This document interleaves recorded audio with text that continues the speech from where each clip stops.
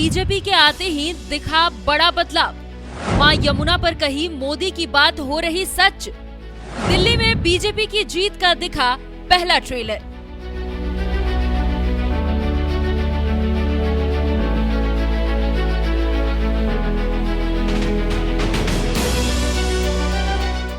पंजाह हजार नौकरियां दे के थोड़े सामने खड़ा जी। 50,000 नौकरियां हो गई। भगवंत मान जी की जो नई सरकार है ये नई जॉब्स देने में बहुत अव्वल है। ਮੈਨੂੰ ਇਹ ਨੌਕਰੀ ਪੂਰੀ ਮੈਰਿਟ ਦੇ ਆਧਾਰ ਤੇ ਮਿਲੀ ਹੈ, ਕੋਈ ਸਿਫਾਰਿਸ਼ ਨਹੀਂ ਹੋਈ, ਕੰਮ ਪੂਰੇ ਪਾਰਦਰਸ਼ੀ ਢੰਗ ਦੇ ਨਾਲ ਹੋਇਆ। ਪੰਜਾਬ ਸਰਕਾਰ ਦਾ ਬਹੁਤ ਧੰਨਵਾਦ ਕਰਦਾ ਜਿਨ੍ਹਾਂ ਨੇ ਸਾਨੂੰ ਓਪਰਚੁਨਿਟੀ ਲਿਆ ਕੇ ਦਿੱਤੀ। ਮਕੈਨੀਕਲ ਇੰजीनियर्स ਨੂੰ ਵੀ रिक्रूट किया। अब तक 50,000 से अधिक सरकारी नौकरियां युवाओं को प्रदान की जा चुकी हैं। ये है नया पंजाब, ये है रंगला पंजाब।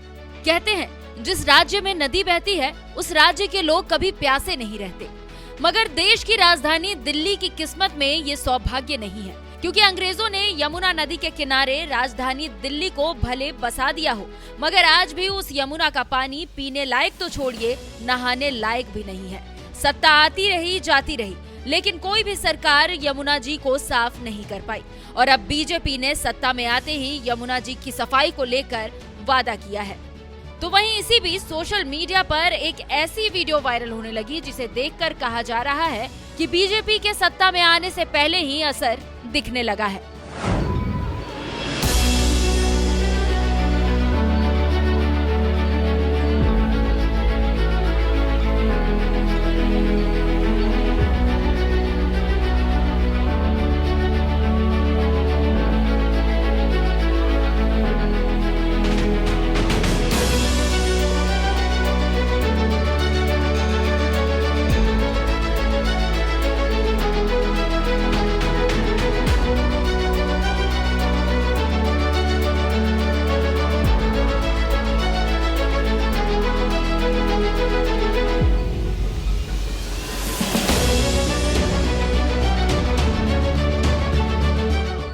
दरअसल मोदी राज में पहली बार बीजेपी प्रचंड बहुमत के साथ राजधानी दिल्ली की सत्ता में आई है। और सत्ता में आते ही जब 8 फरवरी के दिन देश के प्रधानमंत्री नरेंद्र मोदी ने बीजेपी के मुख्यालय पर विजयी भाषण दिया तो उन्होंने मां यमुना का खास तौर पर जिक्र किया।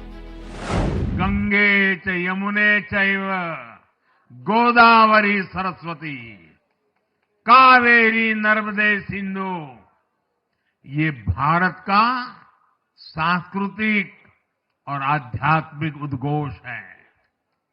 मां यमुना हमारी आस्था का केंद्र है। तभी तो कहते हैं नमो नमस्ते यमुने सदा त्वम भवस्व में मंगल कारणम च। हम लोग हमारा सदा मंगल करने वाली यमुना देवी को नमस्कार करते हैं, लेकिन उसी यमुना जी की इन लोगों ने कैसी दुर्दशा कर दी। दिल्ली का तो अस्तित्व ही मां यमुना जी की गोद में पनपा है। दिल्ली के लोग यमुना जी की इस पीड़ा को देखकर कितना आहत होते रहे हैं। 27 साल बाद बीजेपी दिल्ली की सत्ता में आई तो पीएम मोदी ने दिल्ली के लोगों से वादा कर दिया कि हमारी सरकार मां यमुना को दिल्ली की पहचान बनाएगी। साथियों, मैंने चुनाव प्रचार के दौरान संकल्प लिया है कि यमुना जी को हम दिल्ली शहर की पहचान बनाएंगे।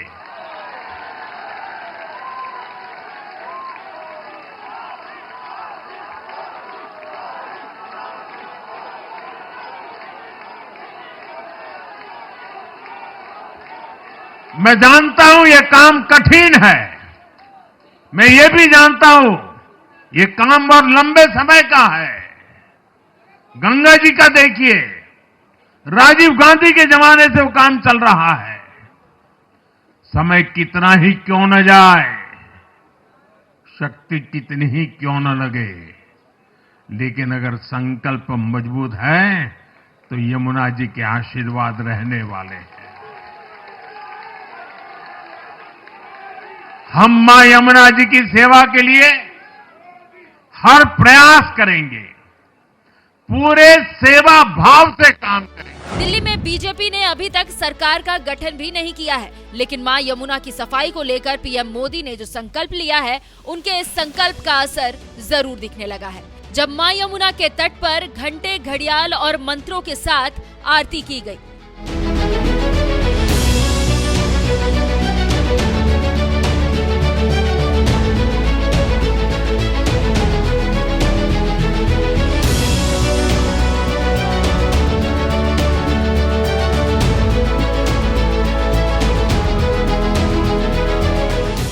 बदबूदार पानी की वजह से जिस यमुना के पास जाने से लोग कतराते थे, उस यमुना नदी के तट पर आज आरती की जा रही है, जिसे देखकर सोशल मीडिया पर तरह तरह की प्रतिक्रियाएं भी सामने आ रही है। एक सोशल मीडिया यूजर ने लिखा, आज यमुना जी पर संध्या आरती हो रही है। यकीन मानिए अगले 5 साल में यमुना के घाट दिल्ली में पर्यटन का केंद्र होंगे। साबरमती पर कर दिखाया है, दिल्ली में भी होकर रहेगा। दिल्ली बीजेपी के आधिकारिक एक्स हैंडल से लिखा गया, खूबसूरत दृश्य, दिल्ली के कश्मीरी गेट यमुना घाट पर यमुना जी की आरती। मोदी जी के नेतृत्व में जैसे साबरमती नदी साफ हुई, वैसे ही अब जल्द ही यमुना जी भी साफ होगी। विकसित दिल्ली का सपना जल्द ही होगा साकार। मां यमुना के तट पर आरती की वीडियो जैसे ही वायरल हुई, सोशल मीडिया पर इसी तरह की प्रतिक्रियाएं आने लगी। यहाँ तक कि दिल्ली बीजेपी ने भी इस वीडियो को शेयर करते हुए दावा किया कि मोदी जी के नेतृत्व में जैसे साबरमती नदी साफ हुई, वैसे ही अब जल्द ही यमुना जी भी साफ होगी। विकसित दिल्ली का सपना जल्द ही साकार होगा। लेकिन आपको बता दें कि दिल्ली में बीजेपी की जीत के बाद पहली बार यमुना जी के तट पर आरती नहीं हो रही है। ये आरती वासुदेव घाट पर होती है, जिसका निर्माण दिल्ली के LG VK सक्सेना की पहल पर दिल्ली विकास प्राधिकरण ने कराया है और 12 मार्च 2024 को इसका उद्घाटन किया गया था। हफ्ते में 2 दिन इसी घाट पर आरती होती है।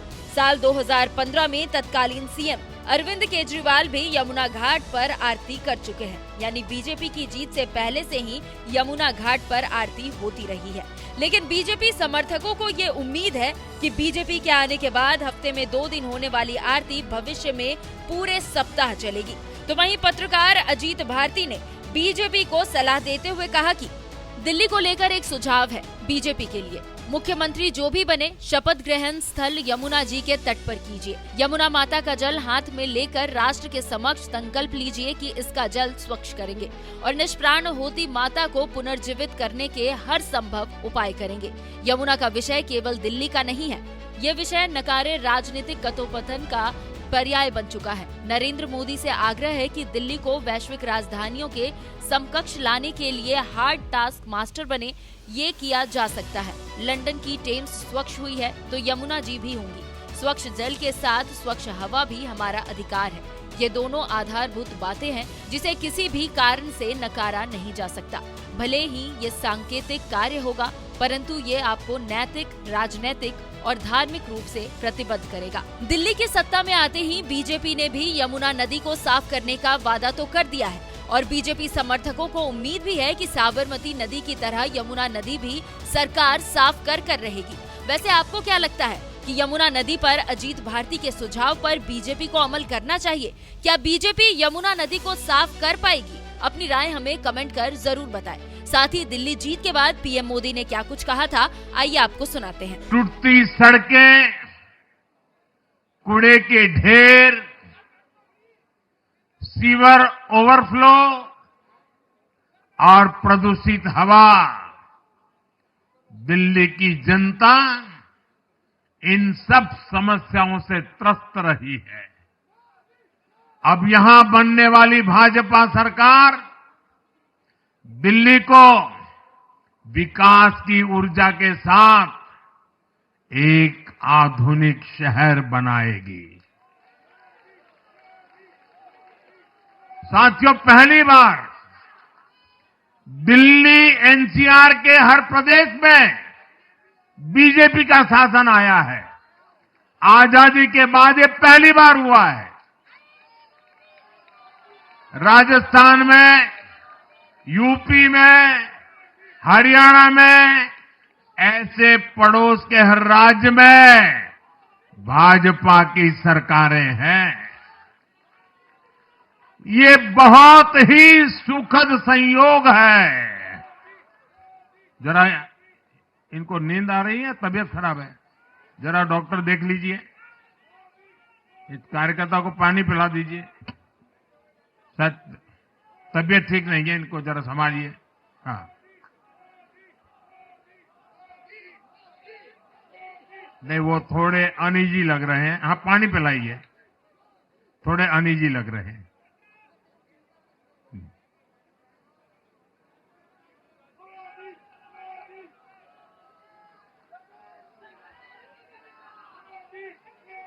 साथियों, इन सभी क्षेत्रों में आजादी के बाद पहली बार एक साथ भाजपा की सरकारें हैं।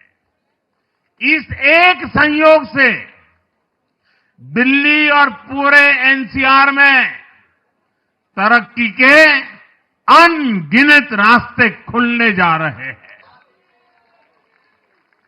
हमारी कोशिश होगी कि आने वाले समय में इस पूरे क्षेत्र में मोबिलिटी और इंफ्रास्ट्रक्चर पर ढेर सारा काम हो और इस क्षेत्र के नौजवानों को भी तरक्की के नए नए अवसर मिले।